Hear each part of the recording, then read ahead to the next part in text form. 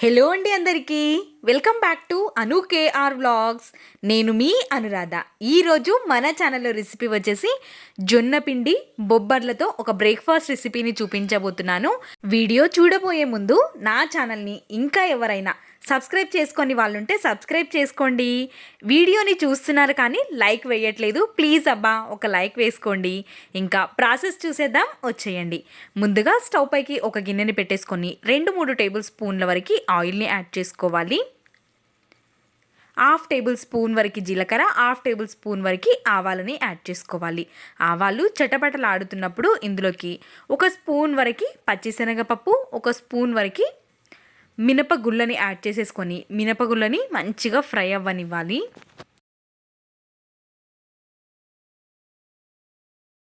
ఒక 2 పచ్చిమిర్చిని సన్నగా ముక్కల్లాగా కట్ చేసుకొని తీసుకుంటున్నాను. ఒక చిన్న ఆనియన్ని కూడా వీలైనంత సన్నగా తరుక్కొని తీసుకుంటున్నాను. ఆనియన్స్ లైట్గా ఫ్రై అయ్యేంత వరకు మంచిగా కలుపుకుంటూ ఆనియన్స్ని పచ్చిమిర్చిని ఫ్రై చేసుకోవాలి. ఇవన్నీ మంచిగా ఫ్రై అయిపోయిన తర్వాత నేను ఒక చిన్న ఆలూని, అదేవిధంగా ఒక చిన్న క్యారెట్ని కూడా తీసుకొని తురుముకొని తీసుకుంటున్నాను. మీకు ఆలు ఇష్టం లేనట్టయితే కొంచెం ఎక్కువగానే క్యారెట్ని తురుముకొని తీసుకోవచ్చు. సన్నగా తురుముకొని తీసుకుంటాం కాబట్టి చాలా తొందరగా ఫ్రై అయిపోతాయి.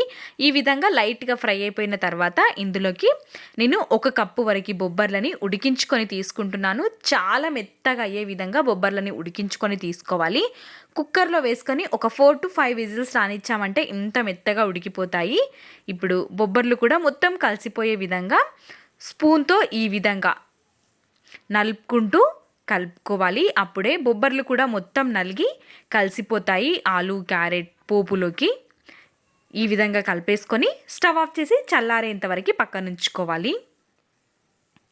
ఇప్పుడు ఒక మిక్సింగ్ బౌల్ని తీసుకొని ఇందులోకి 1 కప్పు వరకు జొన్న పిండి, 1/2 కప్పు వరకు బియ్యం పిండిని యాడ్ చేసుకోవాలి. బియ్యం పిండి యాడ్ చేసుకోవడం వల్ల పైన క్రిస్పీగా వస్తుంది, లోపల సాఫ్ట్గా పైన క్రిస్పీగా చాలా రుచిగా ఉంటుంది ఈ బ్రేక్ఫాస్ట్ రెసిపీ. మొత్తం ఒక్కసారి మిక్స్ చేసేసుకొని కొద్దిగా చల్లని వాటర్ని వేసుకుంటూ పిండిని కలుపుకోవాలి. ముందు విస్కర్తో కలుపుకోవాలి. ఈ విధంగా చూస్తున్నారు కదా, ఎక్కడ ముద్దలుగా లేకుండా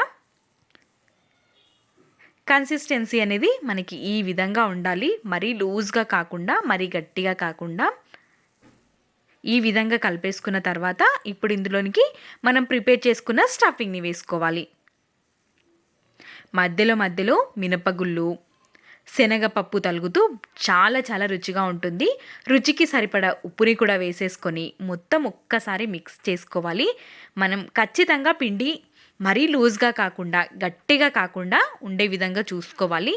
మరీ లూజ్గా ఉన్నా మనం చేసే రెసిపీ అనేది విరిగిపోతుంది. కాబట్టి ఈ విధంగా ఉన్నప్పుడు ఇందులోకి ఒక 1/2 టేబుల్ స్పూన్ వరకు వంట సోడాని వేసుకొని మొత్తం ఒక్కసారి కలిపేసుకొని ఇంకా మనం రెడీగా వేసేసుకోవచ్చు. ఒక చిన్న గిన్నెని స్టవ్ పైకి పెట్టేసుకొని మనం పోపు వేసుకునే గిన్నె ఉంటుంది కదా, ఆ గిన్నెలోకి ఒక 2-3 టేబుల్ స్పూన్ల వరకు ఆయిల్ని వేసుకోవాలి. ఆయిల్ వేడిగా అయిన తర్వాత ఇప్పుడు ఆ గరిటెతో 2 గరిటెల వరకు ఈ పిండిని వేసేసుకొని పైనుంచి మీకు ఇష్టమైతే నువ్వుల్ని కూడా వేసుకోవచ్చు. ఈ విధంగా వేసేసుకొని మూతని కవర్ చేసి 3 to 4 మినిట్స్ పాటు లో ఫ్లేమ్ టు మీడియం ఫ్లేమ్లో పెట్టేసుకొని వీటిని ఉడికించుకోవాలి. కొంచెం టైం అనేది ఎక్కువగానే పడుతుంది, ఆయిల్ కూడా ఎక్కువగానే పడుతుంది. కాబట్టి మనం రుచిగా కావాలి అనుకుంటే ఆయిల్ ఎక్కువగా వేసుకోవాలి. ఈ విధంగా మీరు పోపు వేసే ఈ చిన్న గిన్నె లేకపోతే ప్యాన్ పైన కూడా దోశలు వేసినట్టుగా వేసుకొని తీసుకోవచ్చు. మరీ పల్చగా కాకుండా కొంచెం మందంగా వేసుకుంటే బాగుంటుంది. చూస్తున్నారు కదా, ప్యాన్ నుండి కూడా ఈజీగా సపరేట్ అయిపోతుంది. ఈ విధంగా తీసేసుకొని మనం ఆవకాయతో కానీ ఏ చట్నీస్తో సర్వ్ చేసుకున్నా చాలా రుచిగా ఉంటుంది. అన్నింటినీ ఇదే విధంగా ప్రిపేర్ చేసుకొని ఒక సర్వింగ్ ప్లేట్లోకి తీసేసుకోవాలి. ఇలాంటి మరెన్నో రెసిపీస్ మన ఛానల్లో ఉన్నాయి. లోపల సాఫ్ట్గా పైన క్రిస్పీగా చాలా రుచిగా ఉంటుంది.